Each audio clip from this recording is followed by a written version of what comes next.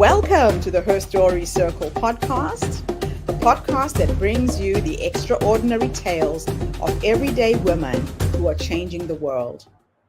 I'm your host, Gertrude Mache, and I'd like to acknowledge traditional custodians of the land on which we meet today. I also like to pay my respects to elders, past, present, and emerging. Every week, we dive into the lives, challenges, and triumphs of women from all four corners of the globe. We're here to inspire, enlighten, and connect, sharing stories that uplift and empower. So grab a cup of coffee, settle in, and join us as we explore the incredible journeys of women shaping our future. This is Her Story, where every woman's voice matters. Hello, everybody, and welcome back to the Her Story Circle. This is Gertrude Mache here in beautiful Melbourne, Australia. And today I am graced with the presence of yet another fascinating woman. Welcome, welcome, welcome to our tribe. Please tell everybody your full name, where you're based, how old you are, and share your story with us today.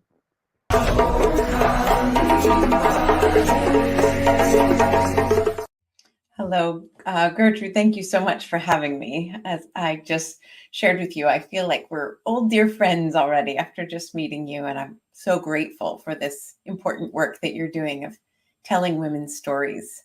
My name is Sara Ellis Conant. I am based in San Mateo, California, in the United States, just south of San Francisco.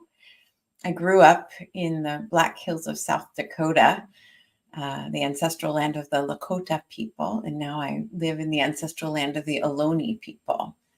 I am 47 years old. I had to think about it for a minute. I am a mother and a wife and a CEO, and I'm honored to get to share my story with you today. Gertrude, you asked me to share a pivotal moment in time that defines what I do and why I do it. So I want to tell you a story about my father. My father was he's retired. He's alive. He's with us, but he was an author, and the first book that he wrote, he self-published. He grew up in Deadwood, South Dakota, so a very small town of 2,000. He put himself through college. He came from humble beginnings, and wrote this textbook on how to be successful in college because he struggled academically quite a bit himself. And so he wrote a book that was both study skills, things like speed reading and note taking, and also life skills. And he self-published this book, and this was all when I was a little girl, and sold it out of our home for a while, and over time it became the best-selling college textbook in the country, and was for about 20 years. So it was an interactive textbook. So you wrote in it journal entries of what you were thinking about, what you were learning, both about how the world works, but also about yourself. There was a lot of self-reflection in it. And within their book publishing and selling company, they gave each other coaching. So starting in the late 70s, he was trained as a psychotherapist. He'd worked on a PhD in psychology, hadn't finished it, started teaching as a college professor, and then wrote this book. He was a computer science professor back when computers were bigger than our houses. And so they started doing this thing called coaching, because it wasn't quite therapy. And it was something that his father had done with him, which is to ask questions that elicit the brilliance of the person talking, right? It's not advice. It's not sharing one's own experience to give answers, but instead it's asking poignant questions that help the person in struggle or the person that's facing a problem or setting a goal to connect with their own best answers, their own wisdom on the topic. And my father's father had always done that. So they started doing this within his business. And then years later, after actually selling the college textbook company to Houghton Mifflin, my dad wrote a book called Life Coaching, and it was the first ever book published on coaching. And since then, he's trained thousands of people to be coaches, including me, and written another 7 or 8 books on the topic of coaching. And so back to this story of this pivotal moment in my life. Of course, having my father be one of the founders of the industry of coaching was certainly pivotal. But the story I want to tell you is when I was a senior in high school is when his business, Houghton Mifflin, was acquired. When his business, which was called College Survival Incorporated, was acquired by Houghton Mifflin. Now, we were living in Rapid City, South Dakota, a town of 50,000 people, living very modestly. And my mom was an elementary public school teacher, and they were divorced. And when they divorced, actually, my mom, public school teachers in Rapid City at the time, this is the early 80s, actually qualified for welfare. That's how poorly paid public school teachers were at the time. Still not much better. So we lived very simply. And my dad sold his business to Houghton Mifflin for $20 million, which is a tremendous amount of money, especially in 1994, 93. And he said to me at the time, Sarah, and I have 3 sisters, 2 stepsisters and 1 biological sister. And he said to us, girls, I am going to give away all of this money. You will not inherit anything. I'll pay for you to go to college, so you can go to college free from debt, which is not a luxury that he had. But I know that the biggest difference I can make in the world is by being a philanthropist and giving this money away, and that you are also brilliant and you will be successful on your own. You don't need my money. And that certainly was an awakening for me to think about, wow, what's the biggest difference I can make in the world? And then not only did my dad give that money away philanthropically, but he gave it away, some by giving direct donations. He was particularly passionate about ending hunger. When I graduated from high school, I gave a speech that said, which quoted the fact that 20,000 children died every day because they don't have enough food to eat. Now it's not 20,000 anymore, but it's still thousands of children die every day. And he also is very passionate about rainforest protection, which we now know is so tied to climate change. So he worked with indigenous tribes in the Amazon to protect their land from oil development through an organization called the Pachamama Alliance. And he was there when that organization was founded. So long story longer, this is my story. I get to tell you the long version. In addition to making direct gifts, the primary way that my dad has given away money in his lifetime is providing coaching to leaders of nonprofits, because he knew that even more important than giving direct donations, he felt his unique contribution in the world was to provide coaching to make those leaders of nonprofits as effective as possible. So he's worked at the executive levels of many different organizations, including the American Red Cross, Results, the Grameen Foundation, which is a microfinance organization. And my dad himself even had the privilege of coaching Muhammad Yunus, who started the Grameen Bank and won the Nobel Peace Prize for his work in microfinance.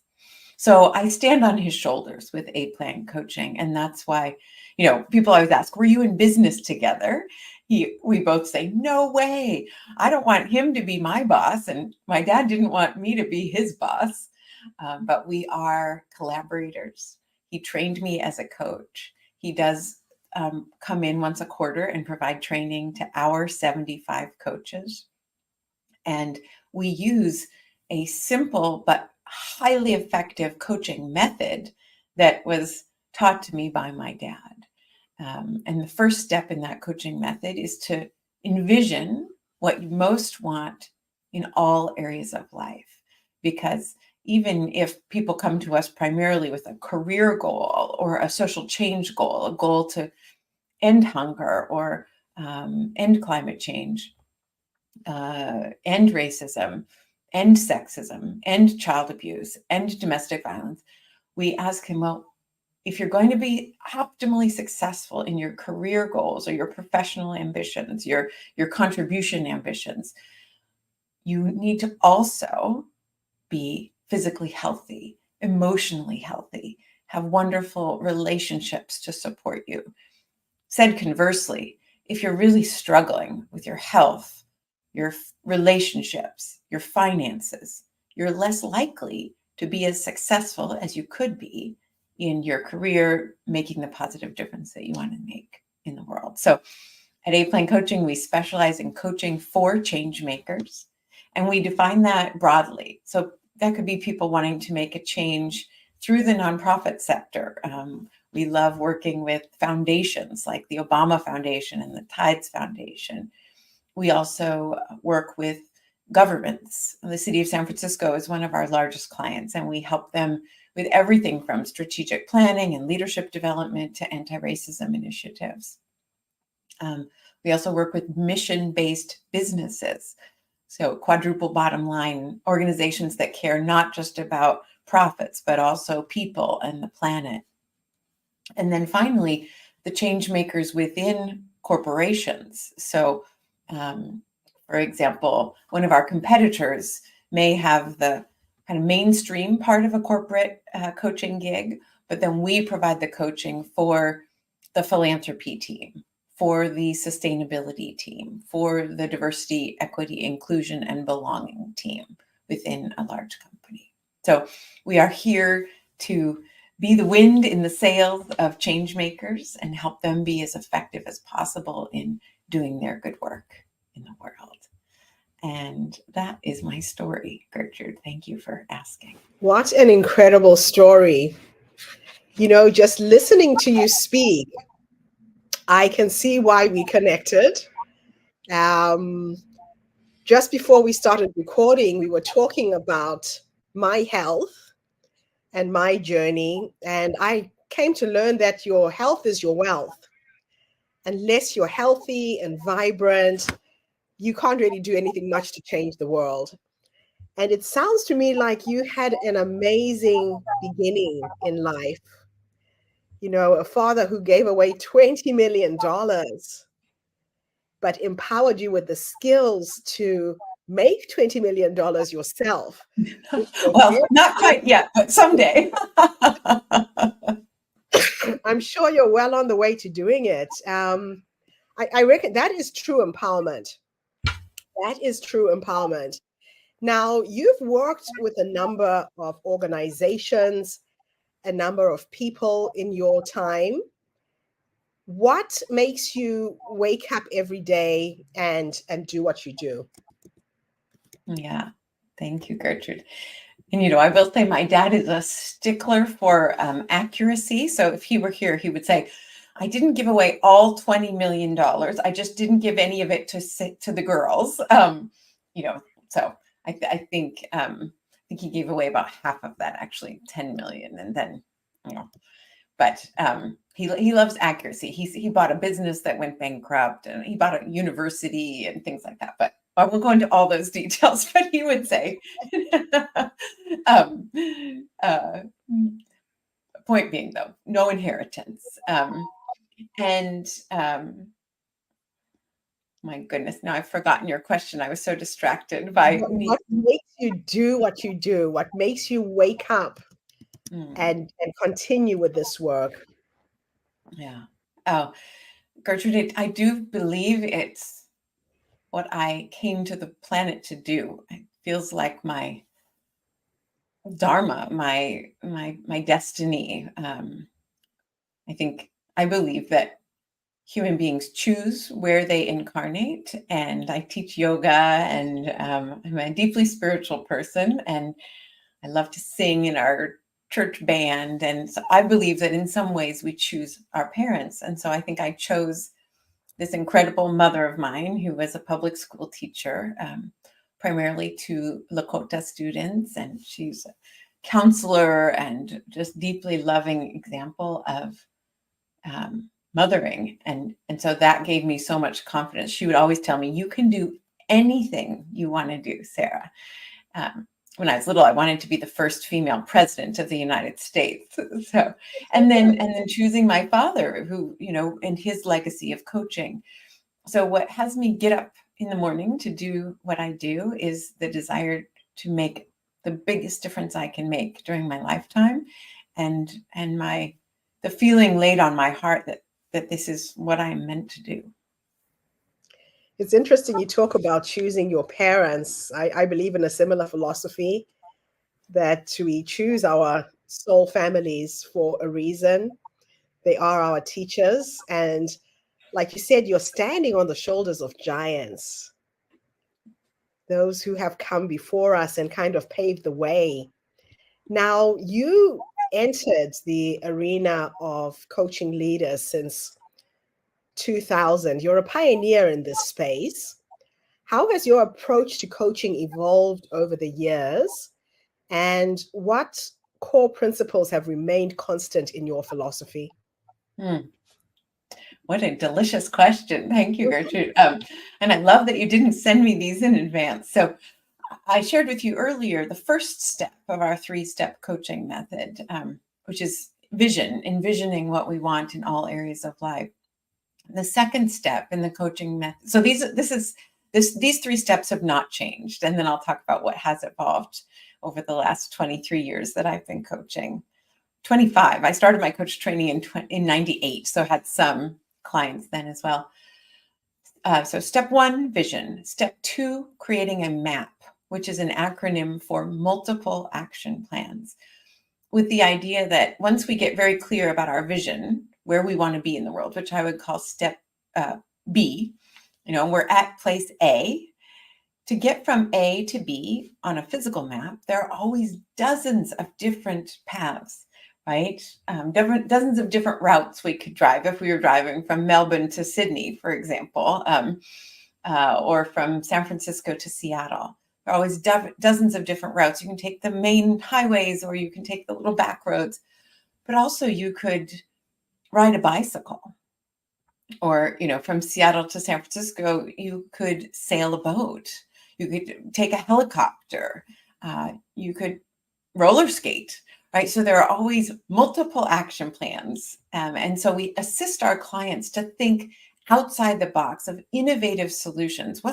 Maybe I've only been limiting my thinking to driving routes. What's the equivalent of roller skating from where I am now to where I want to be? Let me experiment with some new behaviors, some new belief systems that can break me out of the predictable results that I'm in. And then the third step, so vision, map, multiple action plans. And then third is act, put it into practice. Choose some of those ideas from building the outrageous map of fun ideas and put it into action. So that's where we leave our clients with homework at the end of a coaching session, and to say, okay, I'm going to experiment with this new belief system this week. I'm going to experiment with these new behaviors so that I can have results I've never had before. So that's what's remained consistent. What's changed is a few things. Oh, I see you jumping in. So let me make some space for you before I say what's changed. Before you say, so there's a quote that I absolutely love that says, if you set a ship on a course without a destination, will it ever get there? So I know that people talk about visualizing your future, but if you don't have that map, that path, the direction you're going to go, and the coordinates to get there, you will never get there. So that's something I'm going to hold on to today. Thank you for that. So please continue. Yes, of course. And I love sailing, or my husband's an airline pilot. Also that, statistics tell us that when a boat is traveling from A to B or a plane, they are actually off course up to 80% of the time, but they're constantly course correcting, and they do end up at their destination. So we tell our coaching clients, yeah, when you're off course, it doesn't mean you're not going to get to your destination. We just got to course correct to get back on track. So I love that. So you were going to share what has changed. So those are the staples that have remained. What has changed since? Yeah. I mean, I think like all of us, my philosophy and my business approach has changed as I've evolved as a human. And I really have to thank Akaya Windwood. She was the executive director of the Rockwood Leadership Institute at the time when I met her. I did a week of their training, and she said to me, Sarah, as this was in 2013, she said to me, Sarah, as a white woman, it's really critical. She's an African-American woman. It's very critical for you to understand white privilege and start to become more explicit in your decisions around white allyship. I think she's a bit of a visionary for sure, a bit of a future seer. And so I respect this woman. She's been one of my greatest mentors of my entire life. Her facilitation skills are just phenomenal. I learned so much from her. But I started to read Waking Up White was my first book, and just really started to study and take classes on what it means to be a white ally and an anti-racist. And that has informed, I mean, I was so built into how I was raised. You know, my dad was one of the only people in town who had Black people working for him. There are very few Black people in South Dakota. And he was hiring folks to come in from Chicago and other big cities because he was committed to racial diversity. And so racial diversity was always a commitment of mine, but I didn't know how critically important that was going to be as a business person and for our coaching philosophy. And it's been one of our greatest assets because it is genuine in this time when everybody's jumping on the diversity and inclusion bandwagon, which I'm grateful for. And for some, it's just kind of a passing trend. It's not authentic, but it's been baked into A-Plan since our inception. We've always had at least 40% of our coaches, and now it's up, in our first 5 coaching hires, 2 were African-American, and now 50% of our coaches identify as Black, Indigenous, or coaches of color. 33% identify as LGBTQ+. We also have coaches with varying physical abilities, immigrant status. So this is something that has helped us be the right coaching partner for people like the Obama Foundation or the city of San Francisco. So that's been an evolution within me, and that I'm so grateful for that schooling that Akaya gave me back 10 years ago. Wow, that's beautiful. So A-Coaching emphasizes the use of technology in coaching. How do you believe technology has transformed the traditional coaching model, and what unique benefits does it bring? Yeah. That's another thing that's changed a lot. And I have my business partner, Michael Counts, to thank for that. Our founding story is that I was his coach starting in 2002. So only 2 years after I became a coach, Michael was one of my first clients. And he was a entertainment and technology entrepreneur himself.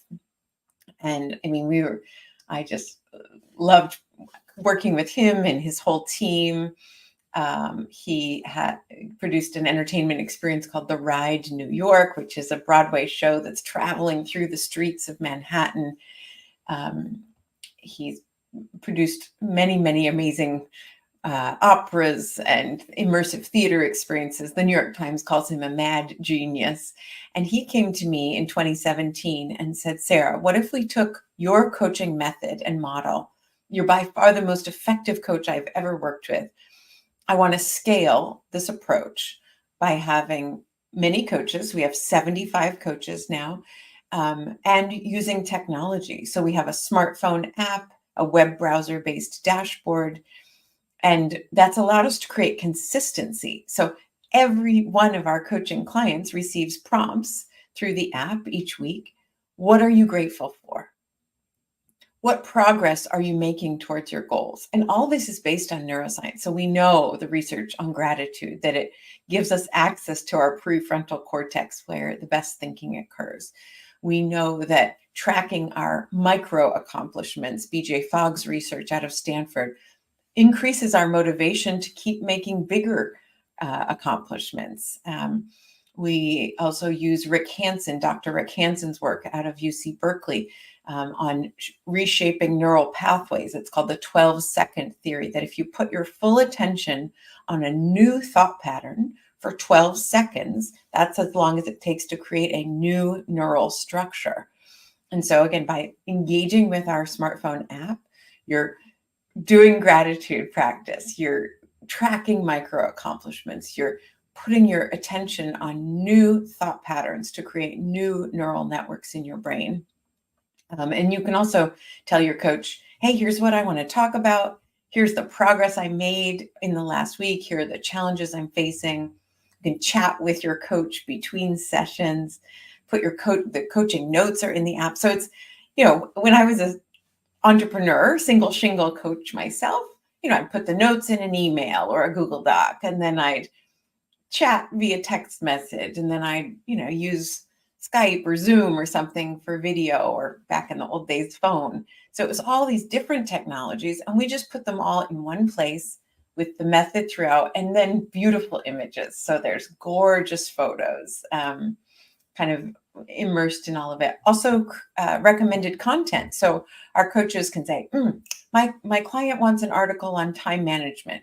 We have a database of recommended content, from everything from executive presence to self-care and resilience to time management, that they can share through the app, best practice articles, TED Talks, things like that. That's incredible. Technology is amazing in how it can be used in business. And it sounds like you have really harnessed the use of technology to help your clients. Now, my last two questions, we're going to have a little thought experiment. I'm going to teleport you to the past, and you're going to go and give advice to the young entrepreneur who was launching into the world of business. If you could go back and give yourself 3 nuggets of wisdom based on what life has taught you up until this point, what would those 3 nuggets of wisdom be? I love it. Well, I think one might be what I shared with you, which is you're going to be off course, and that's okay. And that doesn't mean you're not going to get there. That's just a normal part of the journey. A second piece would be to remember to choose to work with people that you really love. We spend so much of our days working on our businesses, in our career work, in our contribution. And, I'm committed to helping people have lives that they love. So I would remind my younger self, be sure that you're working with people who you adore, and you'll enjoy your own life more, and you'll be more productive because you won't be churning in challenging relationship dynamics. And then I think I would also say, at all costs, be sure you have coaching in your life. And, right now I have coaching with my business partner, coach for myself, coach with my husband, coaching about my parenting. So I know that we are better when we have the support of other humans who are skillful at assisting us to know our own wisdom and best thinking, while throwing some of their best thinking into the mix. So those are my 3 ideas. Now let me teleport you into the future.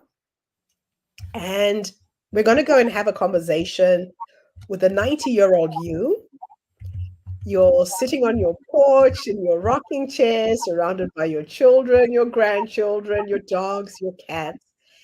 If I could teleport you into the future to go and have a conversation with the future you, what would you say to this wise woman who's led you to this point so far? Mm.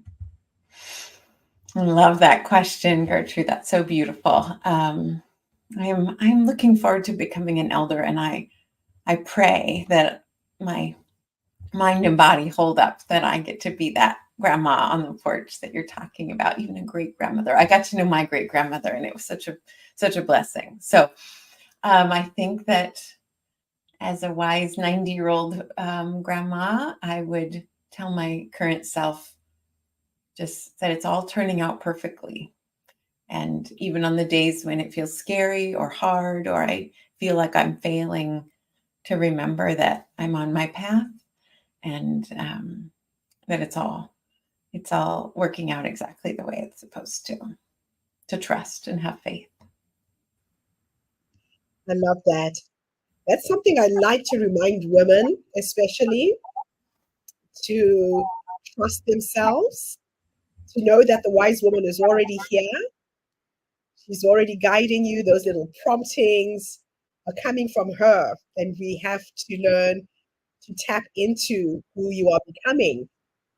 So thank you so much for being here today and sharing with us.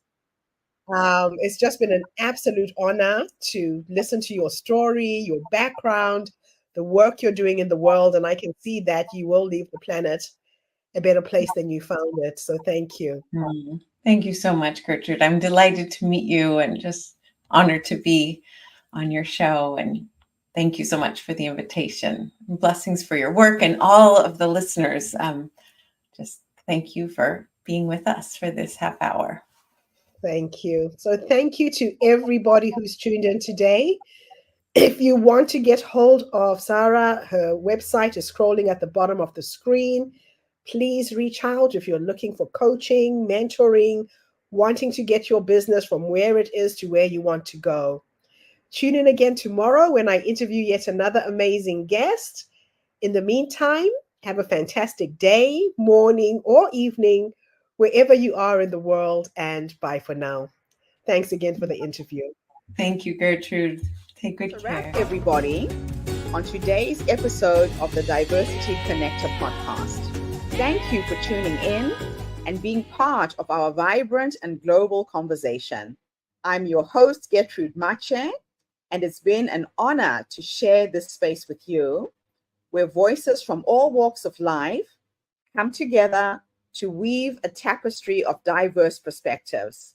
Remember, every story you've heard today is a thread in the larger fabric of our shared humanity. So, as you step back into your world, carry these stories with you and let them inspire you to embrace and celebrate the rich diversity around us. Don't forget to subscribe, rate, and review our podcast to help us share these inspiring stories with more listeners. Do follow us on social media by looking for the Diversity Connector podcast for more updates. Until then, keep connecting, keep listening, and keep celebrating the beauty of diversity. This is the Diversity Connector podcast signing off. Stay curious, stay open, and definitely stay